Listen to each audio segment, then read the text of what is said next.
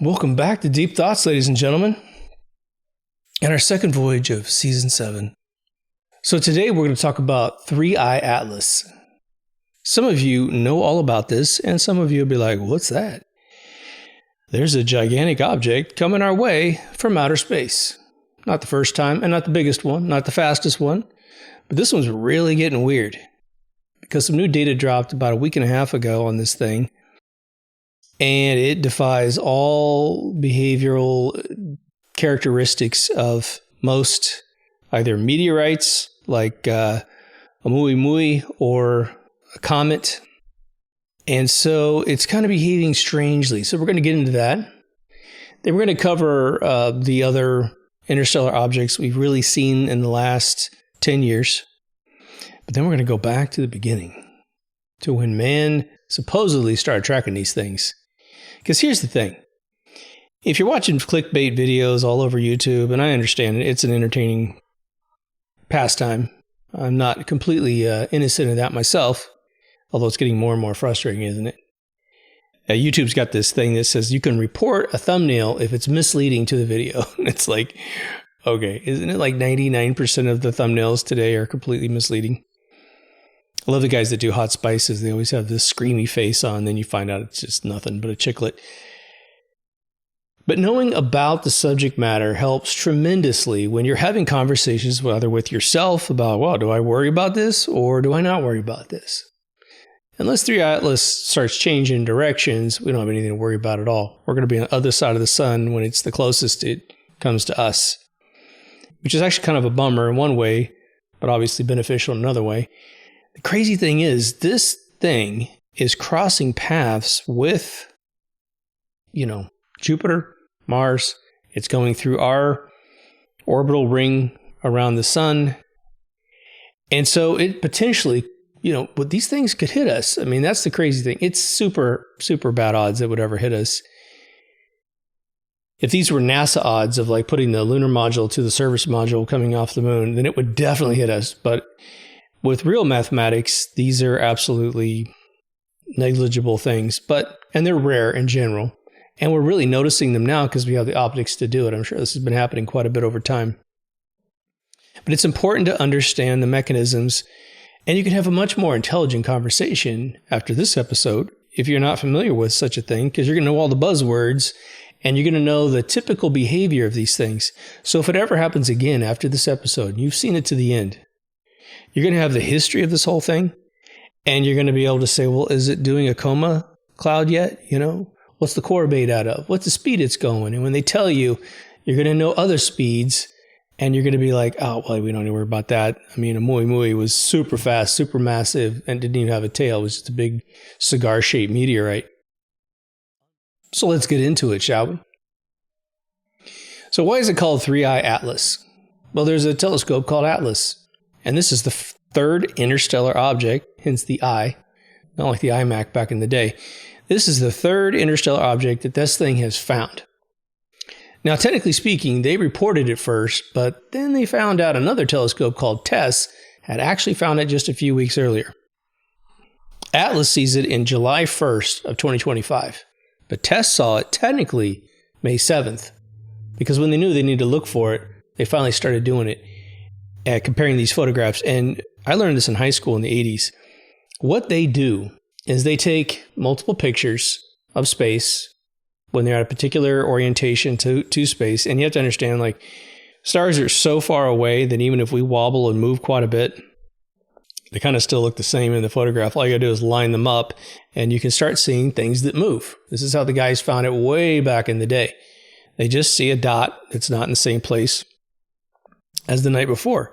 Now we take lots of photographs day after day after day, and we come up with true movement in the sky, which is cool. So what happens when they find something like this, right? What's the logistics of finding it? Well, they try to designate what it is. They're looking at this thing. I mean, it's just a dot in the sky. Why is it a dot in the sky? Well, technically speaking, it's catching light. And so it has to be pretty darn big to start catching light such that our optics can see it. I don't know if it was the size of a car, you probably wouldn't be able to see it, right? It'd be such a tiny little speck. Maybe if it got really close to Earth, then we could see something that small. But these things are kilometers in diameter. And this thing has actually been observed. They published a bunch of statistics on this thing, and then they observed it with every single thing that they've got. We're going to get into which telescopes they used, but they put everything on this thing, including Hubble and a bunch of other ones. And all of a sudden, they're noticing a bunch of wild stuff that's completely different, including the Very Large Telescope in Chile, which technically is its name. But this thing starts getting observed about the time it's approaching Mars from Jupiter, because there's that asteroid belt out there, which, by the way, I've talked about this asteroid belt a lot. You know, when you hear about this stuff a long time ago, because I'm a long time ago old, they make it feel like it's this gigantic meteor belt, and it very well may be, and they're maybe not telling the truth anymore. But when I asked ChatGPT, I said, how big would the clump of rocks that make up the asteroid belt be if it was all clumped together? And you know what it said? It said 1/4 the size of our moon, which seems infinitesimally tiny. And thus, if it was in an orbit, creating an orbit of debris between Jupiter and Mars, and we could see it, for me, I think it's got to be orders of magnitude bigger than that. You just wouldn't see it. I mean, it'd be little teeny tiny pieces of stuff. If put all together, it would only be 1/4 of our moon. Sounds a little weird. You just put that on the back burner for further discussion later on. But this thing is moving so fast, it's not going to be caught by the sun. And what they call its trajectory is a hyperbolic trajectory, which just basically means a gigantic oval. Because it's going to go out somewhere way out there, and who knows where this thing came from. We don't have any history on this. Like Halley's Comet is definitely in this cycle where it comes around about every 76 years.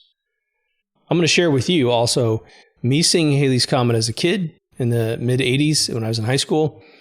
And I saw Hale-Bopp every single day I came home, because where I came home, I'll just tell you now, when I came home in the late 90s, I was driving up this street, Woodland Drive, and there's trees on both sides. I got Hillsboro that's going down over on this way, and the trees just canopied Hale-Bopp. And it was this furry thing in the sky, very bright, incredibly weird to come home more than one day in a row. I saw this thing right in front of me. I was going up the hill. It was just right in front of me, like a Hollywood scene. It's crazy. So how do they start classifying these things? Well, there's kind of a designation how big it is. And the big one is what they call the coma. These objects are typically saturated with water or CO2. And when they start getting next to a sun, which is just beaming massive energy at it, it starts to thaw. But the problem is that when you thaw a liquid in space, it turns into a gas. It can't remain in just droplets that go away from the surface. So that's their explanation. They call it the coma. It's this furry, sort of shiny region around its center core. Well, this thing starts glowing. And technically speaking, it starts glowing before it gets to Mars. And so that's weird, because it technically, I guess, other comets that have gone through, which we're going to talk about, they don't glow yet. They glow a little bit closer. But this thing starts glowing like crazy. And not only does it start glowing, its coma diameter is 300,000 kilometers, which is approaching, a fair percentage of the sun's diameter. Okay, it's massive out there, and it's getting really, really bright. But over the past week and a half, when they started pointing all these telescopes at it, which they did Hubble, the JWST, spheres, and TESS, they noticed something really strange. Not only was this thing getting massive with its coma halo, they had originally said that the core was somewhere in the low 20s of kilometers. And then they re-estimated it 11 kilometers, got half as big.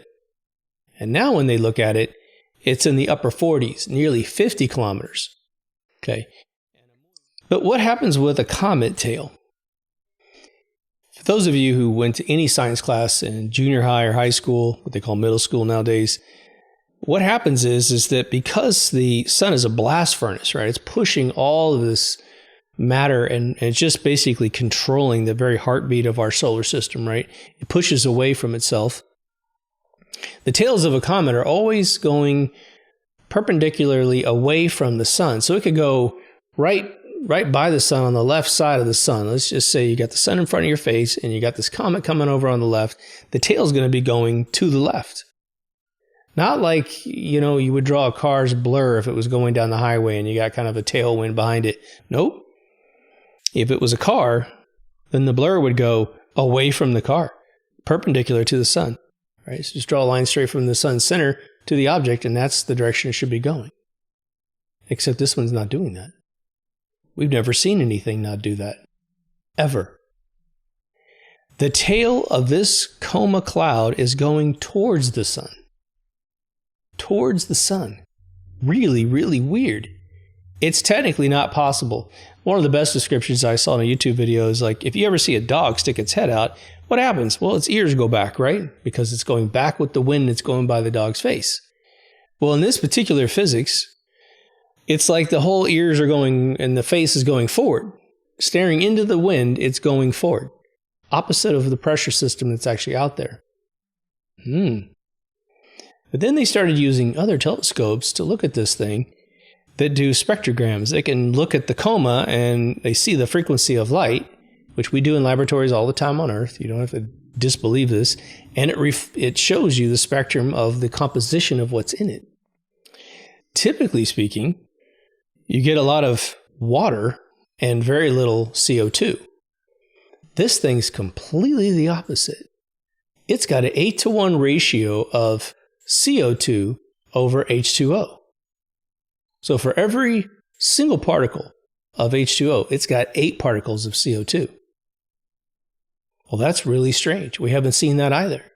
It's a really strange object. How do they explain that? Well, the way that they say it is that and again, you have to adopt their paradigm of the universe, that this object was potentially created a really long time ago, way out on the fringes of the universe. And it's where things are different. The chemistry out there is different. What's available out there is different. Let's say that we're closer to the center of the universe. So we got everything. Our vending machine has got 50 different candy bar brands. Where this thing came from, there was 3 channels on TV. Okay? And most of it was CO2 back in the day. But then they noticed something else really strange. Now you have to understand that what I'm talking about is they've used this particular methodology on every other object that's come by, and it's always been fairly unified since they invented the technology to do this. The center core of these types of objects is typically a nickel-iron combination. Now you may not know this, but on Earth, when we want nickel or we want iron, we dig up this stuff called nickel-iron. It's always bound together in our part of the universe.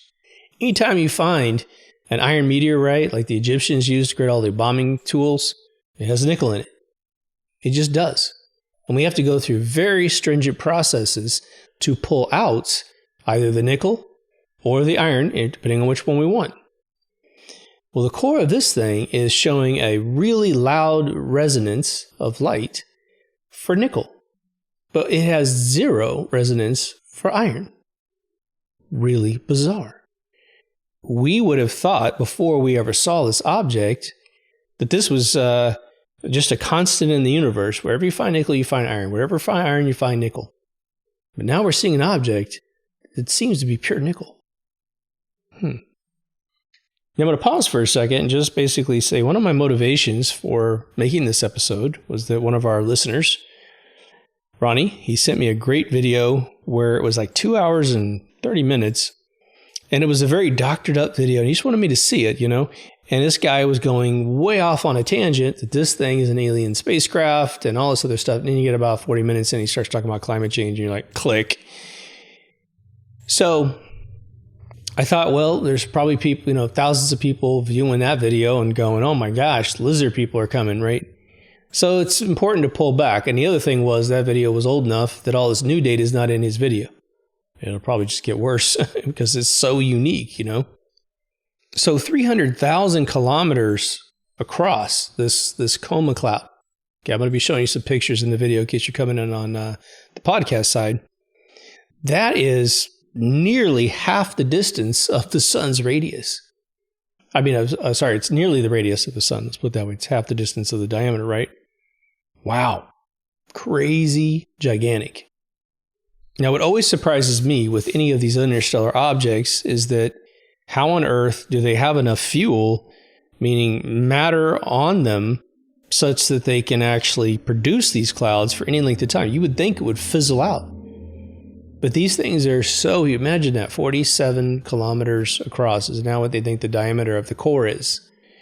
Well, you know, driving 47 kilometers on Earth wouldn't kill you, but it's massive in space, and that's just a ton of stuff. But when you start creating a cloud that's nearly half the distance of the sun's diameter, well, that's a whole lot of stuff that's never coming back to the object. It is gone forever into outer space. And how on earth does the tail come towards the sun? Personally, I cannot explain that based on any theory I could think up in my mind. Maybe I'll come up with one while I'm recording, but I can't fathom how that's occurring. So, of course, one of the speculations, which is, I guess, a fair one, is that the reason why it's all nickel and there is no iron is that whoever made this thing pulled out the iron and threw it away, and they made a ship out of nickel. Okay, that'd be interesting, wouldn't it? I mean, we have never had a spectrogram on a UFO that I know of. You know, I haven't even done it on the Tic Tac yet. So there's some folks out there that are kind of giving it, you know, like I can't really argue with you if you want to say this is an alien object. They do call it an alien object simply because it's not part of Earth. It's extraterrestrial, right? It's may not be intelligent, but it's actually from deep inside, or I should say way out on the outskirts of wherever the hell we are right now. What's interesting about this notion, just so that you put this in your back pocket, about it being composed of something very different, way more CO2 than H2O, doesn't seem to be any iron in it. Maybe we'll see it later on down the line, maybe a minute amount, is that it does really beckon the idea that we are closer to a more complex version of the universe, and that we have these combinations where we are, that the stuff that we find going by us has the standard composition, and that this thing is from way outside, which would suggest there's an edge, isn't it? Isn't that interesting? Like I always think I think it's a sphere. I think the universe is a sphere, and I think it's the same physics all over the place. So I think there's spheres basically going everywhere. There might be bigger spheres and smaller spheres, but they might all be just kind of linked together by their poles. Who knows, right? It's a very famous way to portray the universe. So what's going to happen with this thing? Well, it's going by Mars right now. And there's two, it's actually past Mars at this point, which is a bummer because we could have taken a photograph with it if we do have actual reconnaissance satellites out there. Who knows if they really do. That'll be interesting. It's funny when you go on the official Atlas website, they've got a really cool 3D simulation of what this rock looks like. And it's like, it's all guesswork but they're showing contours and seams and even sort of anomalies of 3D where they took pictures of it and stuff. We do not have those photographs. We do not have any of that data. We may get it, but I mean, it'll be like the fake Tyrannosaurus Rex that was created in a drugstore in the late 1860s when a guy found a tooth. He just made a Tyrannosaurus Rex out of his imagination. And lo and behold, 100 years later, it looks exactly the same. Isn't that crazy? One guy's imagination predicted exactly what this stuff looks like. It's kind of weird, right? Go look that one up if you don't believe me and see my episode on dinosaurs. Paleontology has a lot of explaining to do, let me tell you. So it's coming towards our orbit, but we're going around the backside of the sun. So the entire time this would be an Earth threat, we're going to be completely on the other side of the sun. And remember what I told you, if the sun was a 10-inch basketball in your hand, Earth is 36 feet away and it's 1/3 of a period on a piece of paper.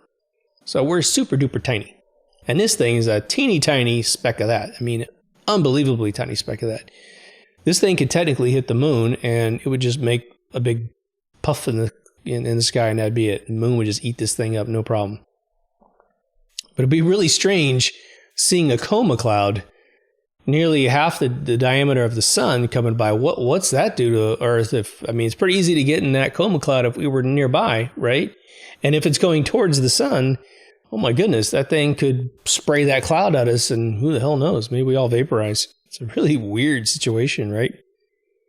And the fact that it's not being reported more in the mainstream press, I think is a little strange. I don't know, But in October 2025, this year, it's going to go behind the sun, and it's going to pop out on the other side. But there's 2 European supposed reconnaissance satellites out there that take pictures of, the Mars surface. Maybe they're there. I don't know. But they're going to turn them around, and they're going to look at this thing as soon as it exits the ring of Earth's orbit, and it goes right by Mars again. They're going to take another look, and then it's going to haul butt out to Jupiter. And we have supposedly the satellite there called Juno. It's been there for since, I think, 2016. And it's scheduled to be actually mothballed, I think, this month in September 2025. They were just going to fly it directly into Jupiter and take pictures on the way down. And so what they're supposedly going to do is turn that and take a look. And it's going to be within, I think, 28 million kilometers, which is obviously a long distance, but it's close enough to get a much better photograph of it. It depends if it's doing its coma thing as to how that picture is going to look. So if it's really surrounded by its coma still, it's going to be a pretty grainy shot, and it's going to look like a big furry ball in outer space. But that's not going to happen until March next year, 2025. So what they're trying to do right now is look at this thing for every split second they possibly can. And what's fascinating about this whole experience with this 3i Atlas is that imagine making a bunch of phone calls to all these different telescopes around the world, both ones in orbit, ones on the ground, and getting every single one of them to stop the agenda that they have. Scientists register time for their PhDs, for research papers, and all this other stuff to use those telescopes. And this thing is so important, so mysterious, that they have actually wiped out all of the schedules and put this thing right on 3i Atlas. It's kind of like back when Star Wars released. A lot of you young kids don't know. There were a lot of other movies in the movie theater at the time in 1977, but when Star Wars came out, I remember Wichita, Kansas was said to have every theater cleaned out, and it was all Star Wars, and they were running it 24 hours a day, and they had lines around the block, I think, for about 3 months. That's how crazy that movie was received. And I didn't mention it specifically, but 3i Atlas is moving about 130,000 miles an hour. That's like incredibly, incredibly fast. Just imagine our low orbit stuff. We pretty much have a constant of around 17,500 miles an hour. That's about as fast as we can push stuff. I've heard it go up as high as like 25,000 miles an hour just in our orbital stuff. And they've got a bunch of claims about having thrown satellites out really, really fast. But this is so much faster.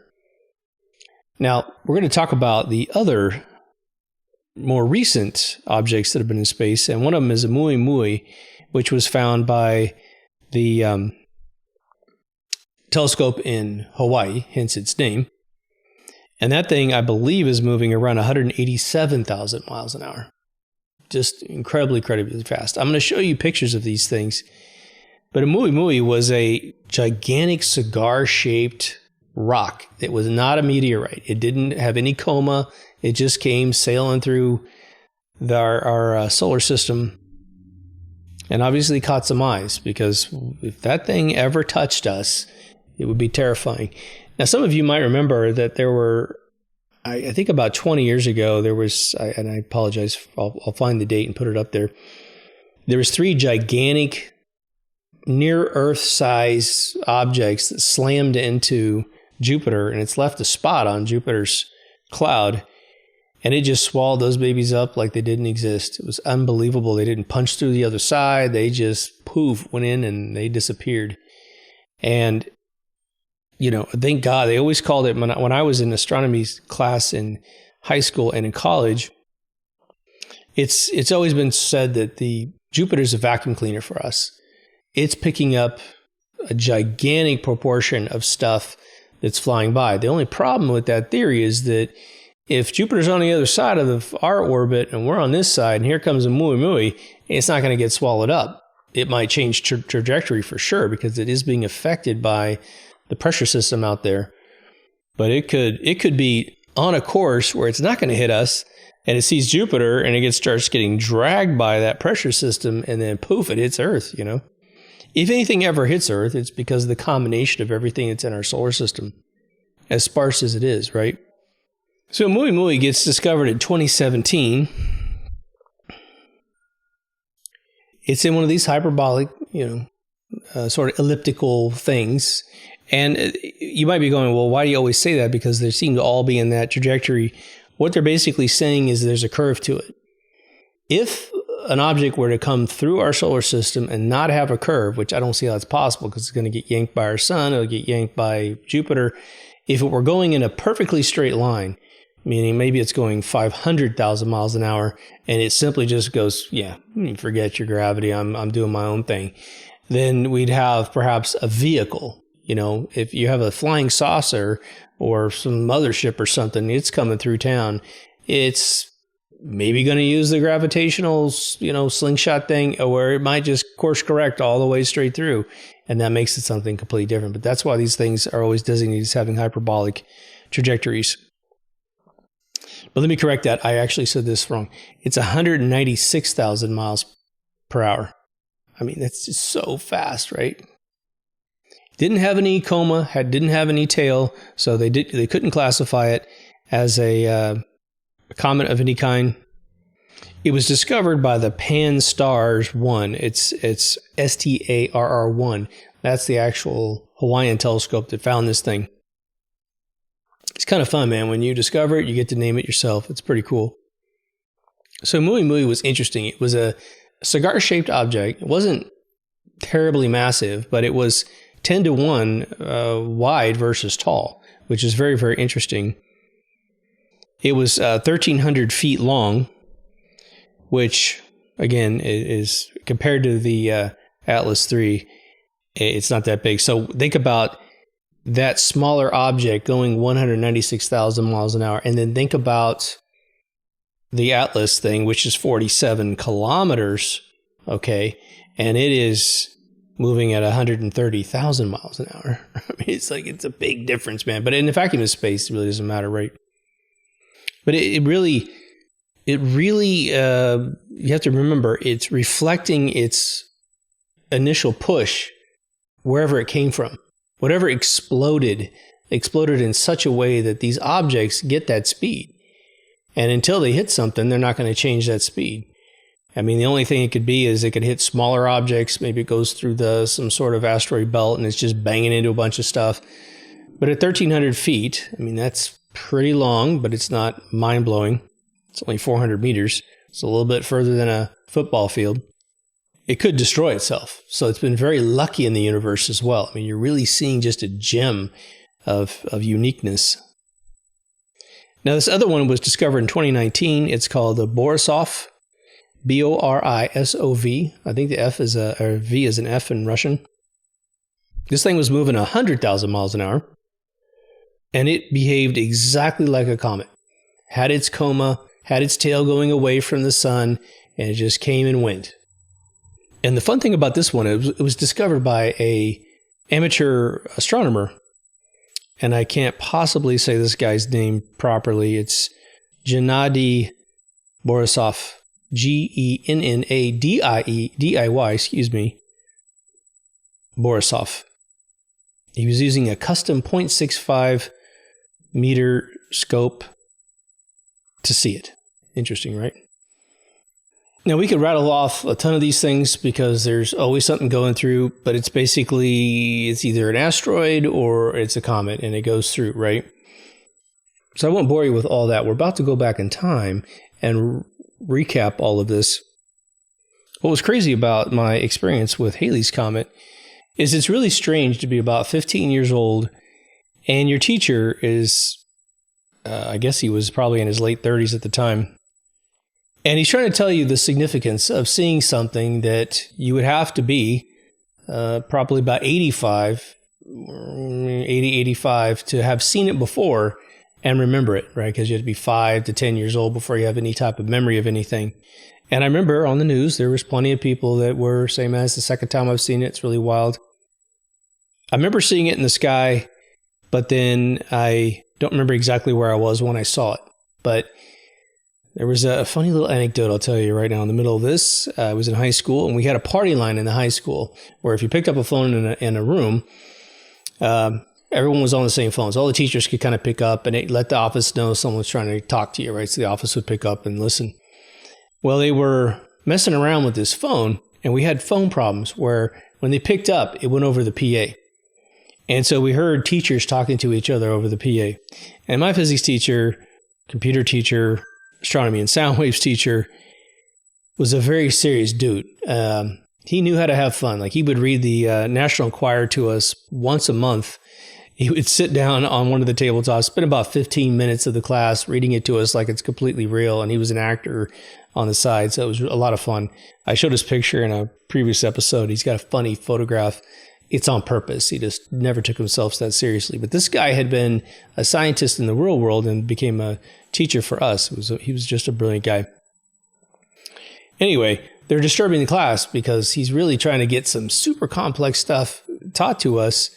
And I think I was in astronomy sound waves class with this guy where we learned all about light spectrums and how the sun works and what light's harmful to you and what light's not, and how to build synthesizers. And that's where I had the experience with the actual observatory built inside my high school. But he gets frustrated and he picks up the phone and he starts singing the Mickey Mouse song, except he starts spelling HALLEY, and he's COMET. And the funny thing was my school's mascot is a comet, which was just beyond funny. And he just starts singing Halley's Comet, and it's going all over the entire school. And of course, if you didn't take his class, you wouldn't know who the hell was singing Halley's Comet all over the school. So that was a memorable moment that made me remember Halley's Comet even more. And now you have that story too. But the very first group of people to write it down, and you have to take into account that obviously whoever built the pyramids saw these things, probably anyone in Babylonia doing cuneiform tablets saw these things. A bunch of people saw these things, but they didn't write it down in a way that they recorded the time in a way that when we reconstruct time based on those calendars, and we figured out, okay, you had a weird calendar. Now, if we get up to today where we started sharing a calendar, we can go backwards and find when you wrote this piece of paper. The Chinese in BCE, which is my new way of saying this, there's CE and BCE, which is formerly BC and AD.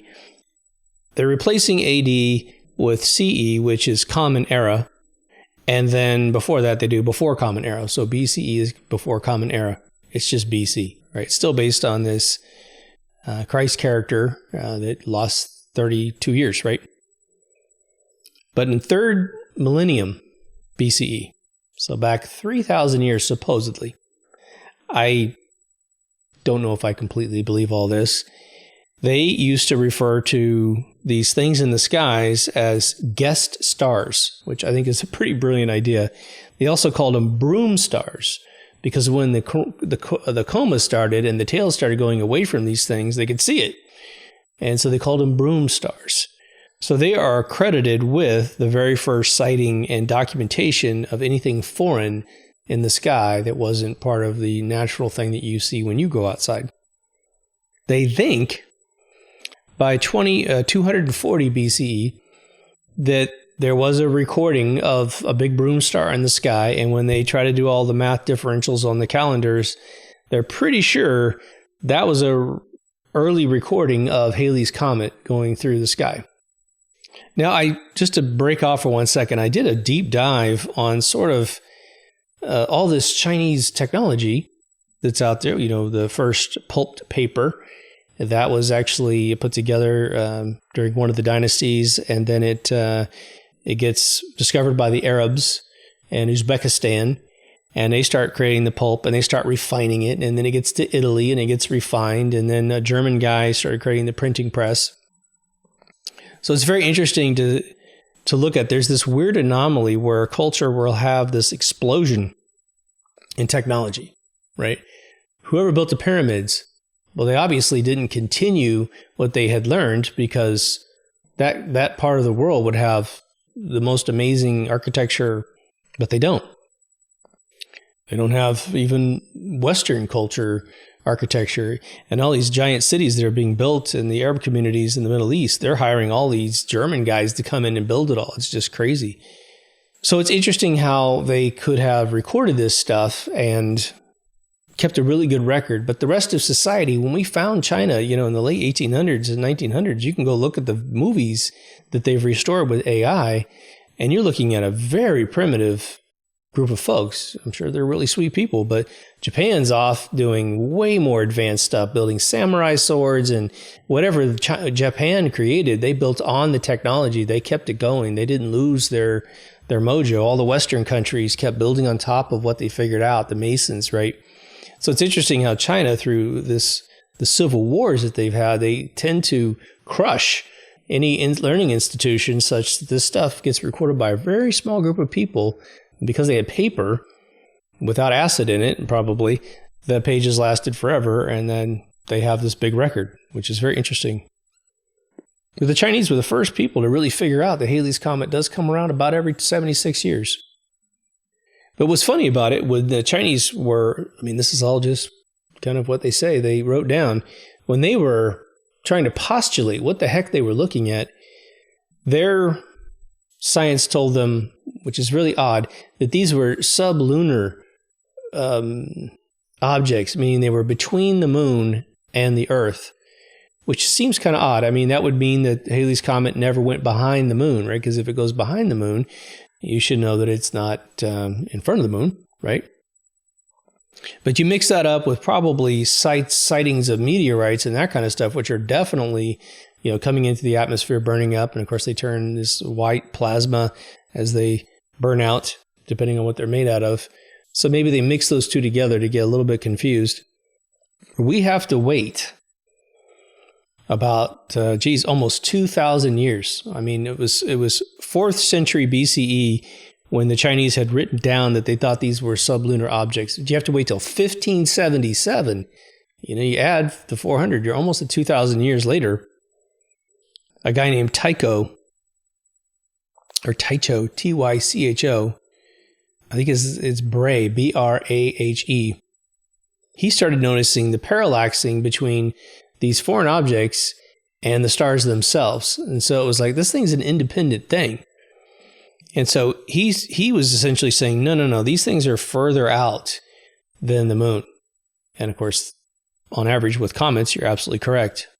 And then Kepler comes around in 1607, again about 50 years later, and he studies these things, and he starts breaking down the speculation of what a comet is. There had to be a reason why this thing grows a tail and why it's never quite pointed in the direction that it's traveling. And then you get to the 17th and 18th century with Newton. And Newton comes in, and he's a calculus guy. He invents calculus before, I think, his 21st birthday, right? And, if for those of you who've heard about calculus and you're like, what the hell is calculus in the first place? It was really a way of finding one of the most simple explanations. Imagine you have a brick wall, right? And it's very bricky. It goes up a certain number of bricks, goes down. If someone said, what's the volume inside that brick wall? Well, you know, if we'll reduce it down to a cooler. It's got a height, a width, and a depth. And you just multiply those numbers together, and you start getting your volume. Okay. But what if it's a very organic shape? What if it's a curvy shape, right? How do you calculate the volume of a curve? And that's what calculus gets into. It gets into this beautiful methodology of creating a formula, which recreates the curve, and then it samples, that curve, and it starts sampling the volume as it goes through the curve. It's a beautiful thing. But he figures out the parabolic orbit because he starts measuring it on a curve. He was the curve guy, right? If you wanted to think about it that way. Newton was a lot of things, but he was definitely the curve guy. Well, now think about this. These various cultures, these various people are coming up with refinements to what these things are. But the problem is this. You can't just go out and look for one. I mean, you can't just go out and find one, right? You can't just go, oh, we got all this new math of what we think a comet does and what it is, or a meteorite or whatever. Well, how do you find one? They don't have this advanced technology yet to you take pictures and then take another picture. It's really a human being going outside and drawing the stars on a piece of paper and going, you know what, that thing moved. You see how my piece of paper, see how it was closer the day or further away from this one or closer? That's how they started finding bodies in space. So by the 1800s, now you have some pretty decent math and pretty decent theories about how these things might be put together. And they still don't really have composition down. They don't think about it as an icy thing that's simply giving off a coma because of this inability to create water in space. It's going to create gas immediately, right? So as we were going through these different phases, you've got some pretty bright folks, but they really just calling it like it is. When they started seeing meteorites, they're like, well, they're just rocks from space. They're just falling from space. And of course, we don't really know if any of them, they would say the heavens, of course. You know, we had the one that smacked into that lake in Russia, that big giant one that popped and blew out all the windows. And then supposedly it's not very big when it lands on the ground. I think that was kind of strange. I mean, that thing was, there's all those videos of it flying overhead and just exploding as it comes into the atmosphere. And you have people filming out windows. There's like, it's like a Russian sort of government building. The whole side of the building's glass, right? Not 100%, but windows everywhere you could see. And they're filming and the glass goes boom in on them, right? So that's probably one of the best recorded experiences we've ever seen, right? But apparently in 1803, there was in France, there was a massive meteor shower, and they claimed that over 3,000 meteorites had hit the ground in France, and they were running around picking these things up. Now, there are groups that go out in the desert and they pick up meteorites all the time. Again, remember NASA, just before Apollo 11, goes to the South Pole and starts picking up rocks all on the ice because they're very easy to find because they don't match. One of these things is not like the other. And then, of course, when they had to pass out moon rocks, they had some, at least rocks that don't match our sort of our quantum vibration of anything that's on Earth. And just to make that make sense, my physics teacher always said, you know, if you ever get picked up by a UFO, try to grab some object off of them. Anything at all. A little stone, a pencil, whatever they got up there. Take it with you, and when you come home, we can check the vibration on that nuclear material, and it should vibrate different than everything on Earth, because it's from a different part of the solar or the universe, potentially, right? So one of the next arguments that comes in the about 1860 to 1890s, they were trying to say, is this from a planet that's within our solar system, or is this out from the universe? Is this interstellar? Is this extrastellar? I mean, like, where's this stuff coming from? And of course, they can't prove anything, right? What's fun to think about is they were debating these subjects. They were really, think about how out of the box this would be for anyone in 1850 to be thinking about this kind of stuff, to be thinking about something outside of the show. We don't have any television. We don't even have H.G. Wells coming up with any of his books just yet. So we don't have any real fantasy other than certain books that talk about miracles and that kind of stuff, right? Now, I think that we've probably talked about this in one of the 800 episodes I've done. When I was in astronomy class in high school, you know, one of the oldest models for what the planets were and what the stars were, because it went in different phases, right? They said we have a firmament dome over Earth, and all the stars are attached to the firmament. But then they started seeing planets do their own things, going at completely different speeds. And so one of their adjustments to that model was, well, it's a sphere that's attached to the dome, and it's simply spinning on its own. But of course, the orbits don't move that way. So then they got in trouble, and then they were saying, well, they're hanging on strings, right? And they're in their own little, mobile across the skies. It's like it's turtles all the way down, right? But by the year 1900, most of the scientists, the astronomers at the time, thought that all of these objects were definitely within our solar system. They never came from outside our solar system. They're always within. And at the speeds that some of this stuff is going, a Muy is going 190,000 miles an hour. Well, we'd see that thing all day long if it was even remotely within the elliptical area of Pluto, right? We would see this thing just zipping around. And eventually, if it never left our solar system, and if it was from our solar system, it would hit somebody, right? It would hit Jupiter most likely, or the sun. That'd be the two most, but you take all the other gas giants and just prioritize everything down by its actual diameter, and we'd be one of the last ones it could possibly hit. Now I'm going to talk about something that one of our commenters had suggested I do a whole episode on, and there's not enough to do a whole episode on it, but it's the Tunguska meteorite that hit in 1908, June 30th. I've studied this thing at length when I was much younger because it's a really bizarre thing that happened. And because it's so bizarre, and because we have eyewitnesses, this is the coolest thing about this particular issue. For those of you who've never heard of this is a phenomenal thing. Some giant meteorite hits Russia. It hits it way out in this remote area, which I have to say is Tunguska, right? And it explodes way out in this forest. And there was, I believe, photographs of this because we had cameras. But it explodes like an atom bomb. But it doesn't do what an atom bomb does. We should make that very clear. But here's what they think took place. This is the official story. And there's really, I don't think, a big reason to question this. It's an airburst issue. You've got this meteorite, probably a stony meteorite, anywhere from 5 to 10 kilometers across. Okay, so 3 to 6 miles across. This thing's coming straight at Earth, okay, and it blows up in the sky just above this site.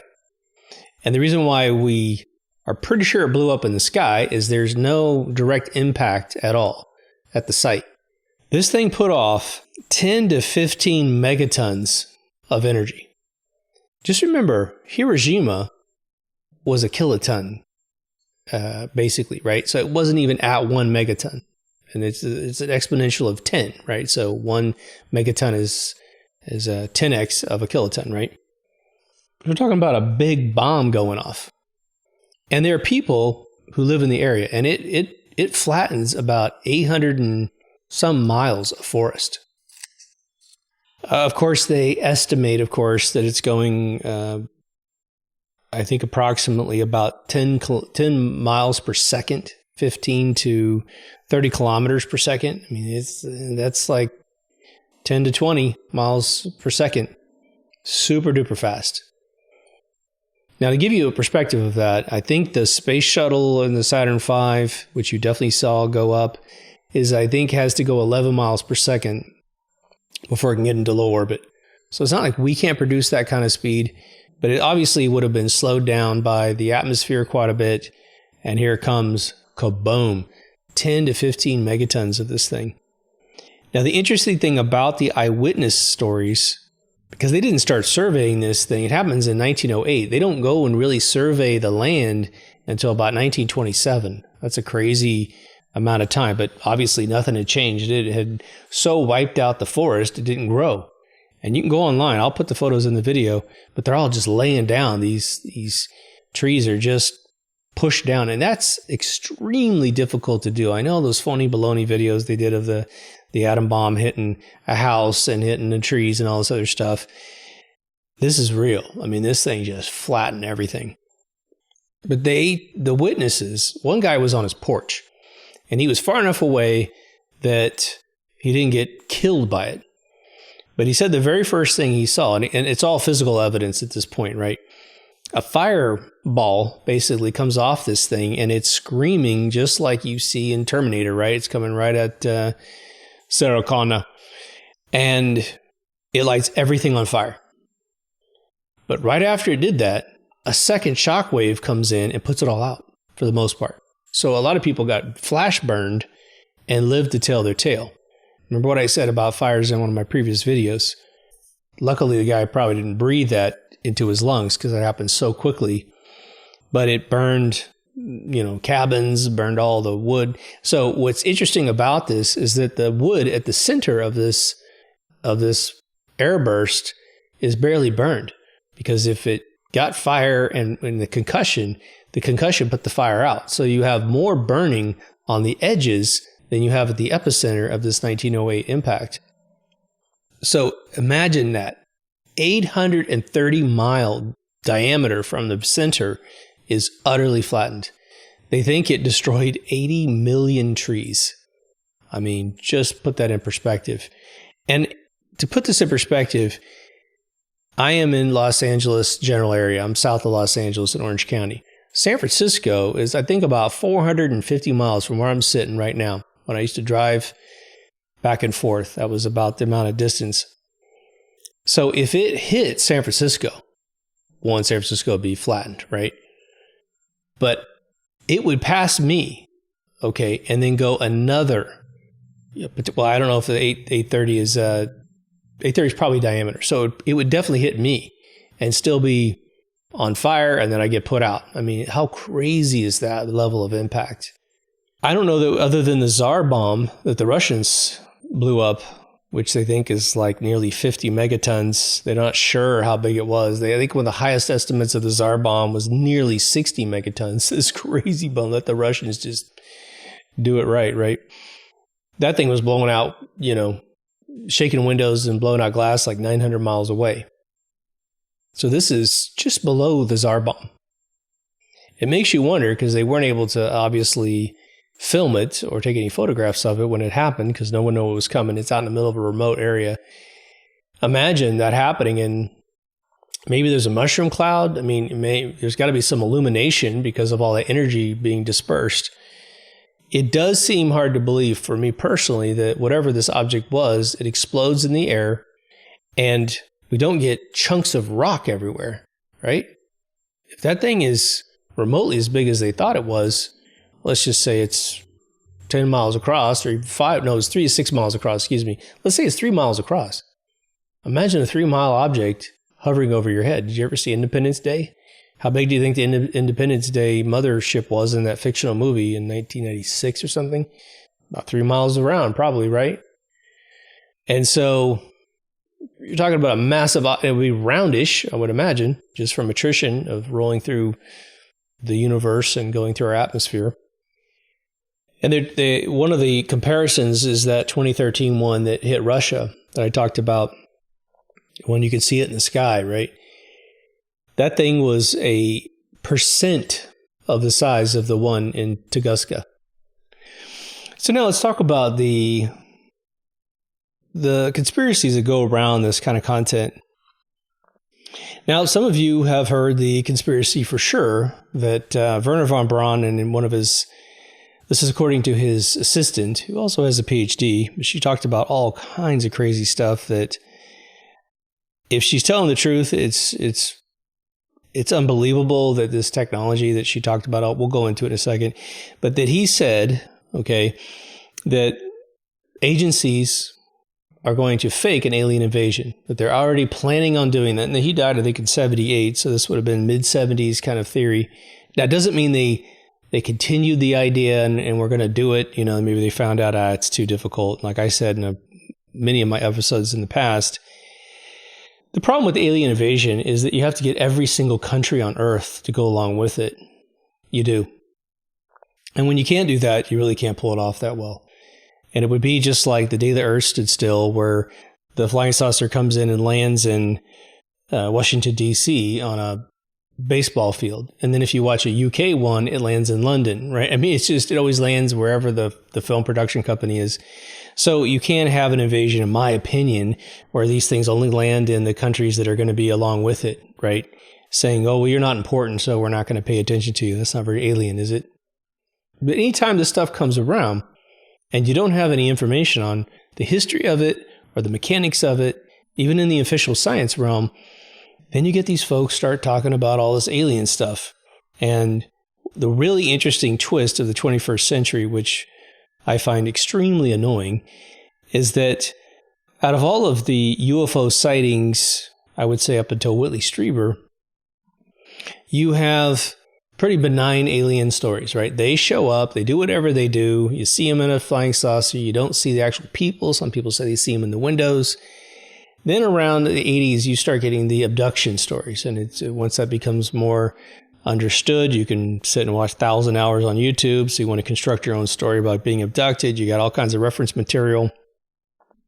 Whitley Strieber wrote some pretty interesting books. One of his best books he ever wrote was called Majestic, which was about the Roswell crash. He has the autopsy printed in there and stuff, the textual outbreaks of it. Very convincing, very fun. But you have to understand, he's a fictional writer. He's brilliant at that. Then he wrote Communion, which was about his personal abductions. Then he wrote, I believe, Transformation and then Breakthrough. And it gets really silly about Transformation. He's experienced everything that everyone else in the whole world has experienced. It's just really crazy. But the 21st century starts going for a completely new tact, which is that all aliens are demons and they're all super bad, right? There's no good aliens anymore. You have to fear them. And so this video that I was referred to is taking that tact. These are the government's in on it. They've been, doing exchange programs with these folks, and it's all hideous stuff, right? Underground dumbs where they're experimenting on human beings and all this other stuff. There might be dumbs and there might be stuff going on in them. Who knows, right? You got a place that no one else can find. Well, you can do illegal stuff down there and no one will find out, right? All kinds of wild stuff, right? But I got a call. I want to put this in perspective for you, right? Because you know who I am, right? And my friends know who I am. And they sometimes get interested in the stuff I'm interested in and they'll give me a call. So I get a call from a father-son group. I know both of them. And the older gentleman, I think he's at the point maybe just about 60 years old at the time. And he's like, hey, man, my son's saying, he told me all about Planet X. And some of you remember Planet X. And because it came and it went and nothing ever happened, what I find interesting about the cowardice of some people and their conspiracy theories is that when they predict 2012 end of the world stuff because of the Mayan calendar, or they predict the Planet X thing is supposed to happen, I think, April of 2014, or, Obama was going off to, secret hiding places because the world's going to get pummeled by meteorites, and we'll get a little bit into it. But when it doesn't pan out, these folks just fade away. They never come back and say, yeah, I was totally wrong. I hope that they adjust their intake a little bit because they got scammed by somebody on the internet. I mean, these people are ingenious on the internet that find out some group of little factoids, and then they shave it down and they add more DNA to it. They get to a point where they've made up a story, and it's compelling because it threatens you, right? You don't need to be living in a state of mind where you are watching a video on YouTube and thinking the world's going to end. That's just not a good idea. It's not good for your DNA. It's not good for your health. Let's just put it that way, right? But I get on the phone, and I've already done episodes on this. I've done episodes on this with MK Ultra Radio, the other radio show I had with my buddy Kyle. So I was very versed in this, and I just told him on the phone, and I'm trying to be nice because he's kind of concerned. Like he called me in a slight state of alarm that this was true. And he, of course, there's interesting things that parents do with their children because they want to bond with their children. They sometimes will go along with what the kid is saying merely out of academics to say, or out of policy to say, look at me, I'm bonding with my child thing. But it was a conference call, so all three of us are on the phone. So I'm trying to explain this. And if you haven't heard of Planet X, it's this idea that there's this other clone, sort of sister planet to Earth. And it's always in the opposite orbit to us. But it's some weird algorithm that comes screaming into our system, and our planets get really super duper close.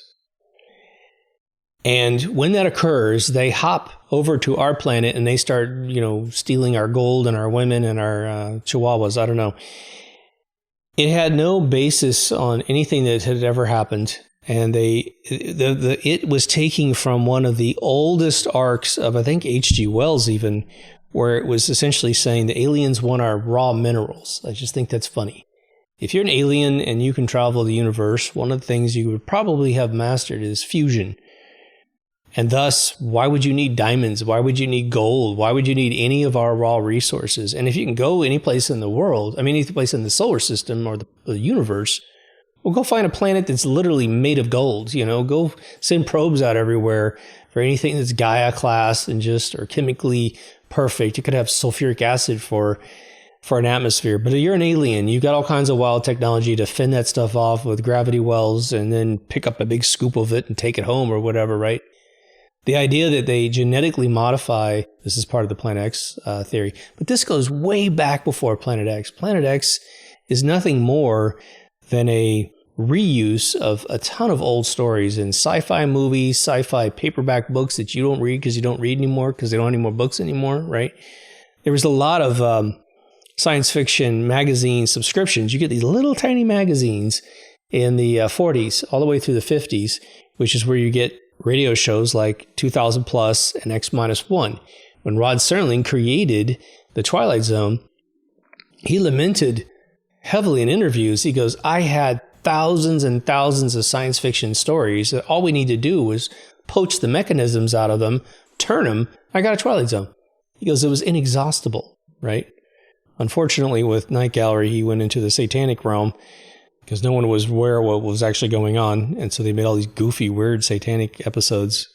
I finally got through all the Night Galleries, and I have to say, I had to take breaks from watching it because it was so Super Bowl halftime, if you know what I mean. It was like, wow, you think this is funny, but this is going to start being part of the culture of America. And of course, you get The Exorcist, I think was in 74 or whatever.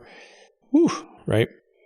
So Planet X, came and went and nothing happened. 2012 came and went and nothing happened. All these religious zealots that tell their followers, hey man, the second coming is coming, despite the fact the Bible says that no one will ever know when it's coming. It's just like, read your own book and adhere to it if that's what you're going to espouse as truth, right? The other one that you'll find is that, in fact, there was a couple of UK guys that created a big hoopla, 15 years ago. They had captured a bunch of photographs of the sun from various observational facilities around the world, and they were taking every pixelated problem with the feed where it might create a line or something, and it was just an anomaly of the technology at the time. When you study run-line encoding and image composition from data feeds, these anomalies occur, and they're just screw-ups. They're just screw-ups in the data. But they said, next week we're going to have a big press conference and we're going to show you all something's going to change your life, right? Of course, everyone waits with the bated breath. And then, what was it? It was every little line and anomaly in an image was a mothership.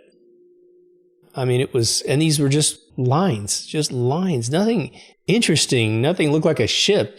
They didn't have frame 1, frame 2, frame 3 of the thing going through. They just had one frame that had an artifact in an image. It's a lot like these low bandwidth videos that are online where with the differential encoding of video, where they don't send every pixel in a video when you get a live feed because they don't need to. They want to broadcast the least amount of data for every frame to update. So if it's only my mouth moving and I don't move anything else, only the pixels around my mouth are updating. But when there is a bandwidth problem because you're viewing it on a horrible internet connection, it would substitute a pixel that told the coder this got out of sync. And that pixel in a lot of the codecs that made video was green. It's just a way nothing's normally that bright green in the video. So these coders made it a bright green. When you do Blender, the 3D product that I created the intro in, if there's any problem with finding one of my textures to cover a pod or cover HAL 9000, it's purple in Blender. Why is it bright purple? So I know that texture needs to be fixed before I go to rendering. Well, that's what happens in these videos. So what happened? Everyone is a reptile alien, right? Why do the eyes turn to slits? Because the bandwidth is so low, it's trying to now guess, like JPEG technology, it's guessing the image. So it gets very few pixels where the eyeball is, and it turns into a vertical slit because it's trying to guess. I didn't get the above and below the pupil, so I'm just going to kind of guess what's there, right? Now it's way better with AI. It would know that was an eyeball, don't make it a slit. But back in the 2005, 2010, when all these reptile videos came out, you see them transform right there on the interview. I'm not saying these people don't act like reptiles, but you didn't see them transform in a video, you know? But think about this. I don't know if it's being supported by a church group, some big Vatican, organization or something like this. I don't know. But this, isn't it fun to call aliens demons? Now all of a sudden, they are there to hurt you. And I get these emails from friends of mine. Oh man, these are all demons. And it's like, okay, wait, dude, think about it for 1 second. What are they doing if they're demons and they're here? And they're not going to finish us off. They're just going to let us say, oh no, it's all about suffering and all. Hey man, go see my episode on Black Apple. I do think there's negative influences in the universe. But to simply barnacle it onto something when you have no empirical evidence of any kind, right? It makes your life not positive. It makes it negative. And therefore, you abstain from that research if you want to stay in a positive realm, which who's that benefit, right? Does it benefit you? If they really existed, if aliens really existed, especially like the Greys, where they get a lot of, it just transformed, I think about 2015, 2016, you started seeing the gray aliens portrayed as mean and all upset, Then there were stories that basically said, oh, there's a clan of them that's the dark Klingon versions or the Romulan versions, and then there's the Vulcan versions, right? The evil and the good. Based on nothing but someone telling you a little story in a clickbait video online, right? So with 3i Atlas, the reason why I went to that little digression is it's a strange thing. It's a strange thing. Hey man, if it turns and starts heading towards Earth, then we can have another discussion about that. Maybe the nickel is a hull. Why it's doing a coma cloud around it doesn't make any sense at all. One of the videos I watched was actually pretty cute. He basically said there was a couple suggestions why this craft would have a coma around it, but it still was a craft. Or in one scenario, it was a living being. And then somehow it's breathing. It was basically saying it breathed oxygen out of the universe because that's what photosynthesis does, right? CO2 in, oxygen out. That whatever it's breathing, it's pushing out the CO2 as its sort of exhaust. And it just seems to start when it gets close to a sun, just like a comet does, right? But the other one is it's a spaceship, and they're basically getting rid of their trash, right? It's kind of funny. But it is amazing how big the plume is. The coma plume is absolutely gigantic on the Atlas. So going back to Wernher von Braun. Got a few more minutes here. His assistant, and I will say, because people always mention this, that on his tombstone, he puts the passage in the Bible that talks about the world being under a firmament dome, which I think is interesting, right? If you really parse who that guy was, he was a very handsome nerd, Nazi. That's what he was, right? So he's in his party. And of course, we don't know exactly what people were thinking back in the time. Obviously, even a villain thinks they're doing the right thing. Iago didn't think he was a bad thing to Othello, but he was. So Wernher von Braun having any biblical orientation whatsoever is really surprising, right? That he would ever choose a verse in the Bible. A man who believes in God, I don't think throws 5,000 V1 buzz bombs into England and 2,500 V1 rockets into England, just indiscriminately killing men, women, and children. There's neighborhoods in England that are missing houses. There'll be a bunch of houses, and there's one missing, and they just didn't build it again because they got hit by one of these V1 or V2s, and they just out of respect, they didn't rebuild it. Now, maybe that's different today, but I've seen photographs of that. But his assistant, and I'll put her up there, I can't remember her name offhand, she was saying stuff like she had to give a speech somewhere around Chicago or something like that, and he was in the hospital. He wasn't doing well. I think he was on his way out.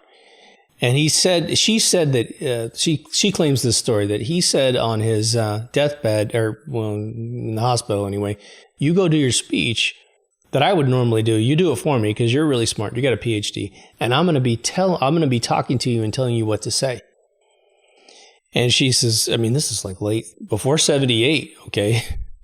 And she said, she's like, I don't understand what he's talking about. And I went to this speech. I got up to the podium, and she said, suddenly I could hear von Braun in my ear. Someone was broadcasting his voice into my head, and I merely just parroted out what he said. What's strange about the whole claim is that I don't know this woman at all. I don't even know if she's still alive. Why would she make up such a story? That seems really strange. And then what's also interesting about it is if I were to tell you that a buddy of mine broadcast his voice into my head, it would be more than just recreating the story for you, right? I wouldn't just say, and then he said this, and then I said that, and then he said, it'd be like, WTF, how is this possible? Because the first thing you would do, unless the guy dies in his bed at the end of the speech, you get on a plane and you go to von Braun in the hospital and you sit in front of him and go, how did you just do that? How is that possible? That one, you knew where I mean, think about it. If I was going to give you a speech, I need to be able to see you. I honestly need a video feed of you walking up to the podium so I know when to talk. I mean, maybe you got a guy on a telephone going, okay, she's at the podium, go ahead and talk, But you would also have to have, we've seen this in many Hollywood movies, and it's technology we have now. It's called a phone, right?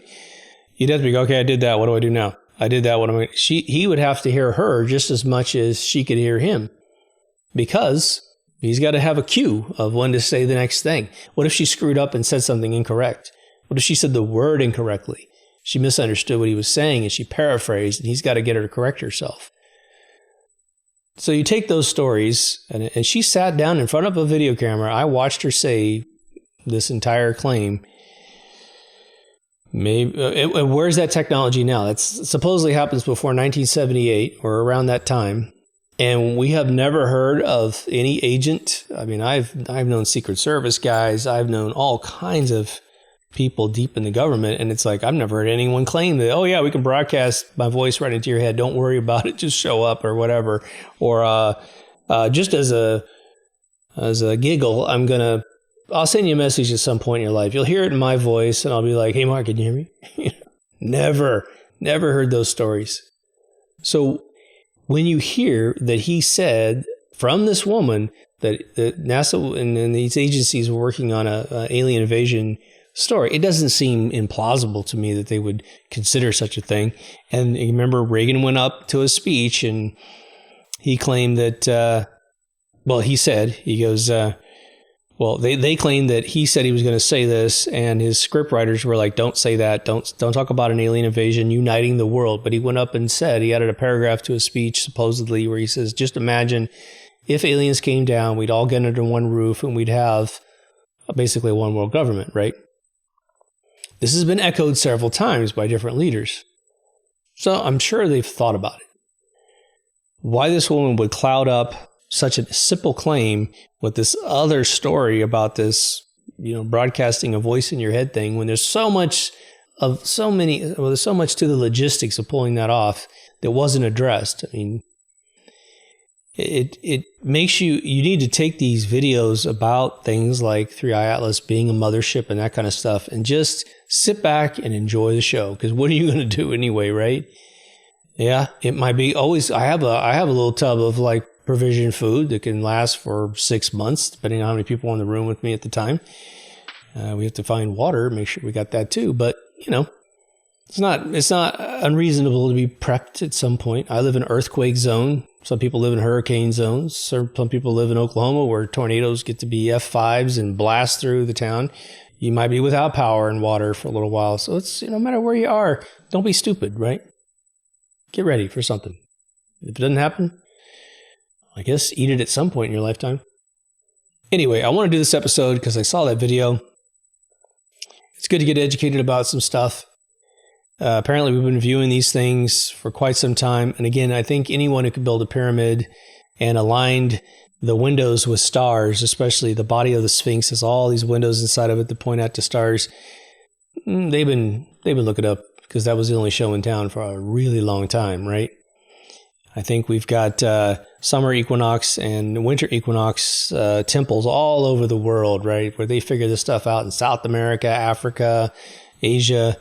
So, information got around. And what's interesting about it is cultures that never touched each other, that we're pretty sure never got to each other before these temples were built, had built these things to look out at the stars and calculate exactly when stars were going to be at a certain point on a structure.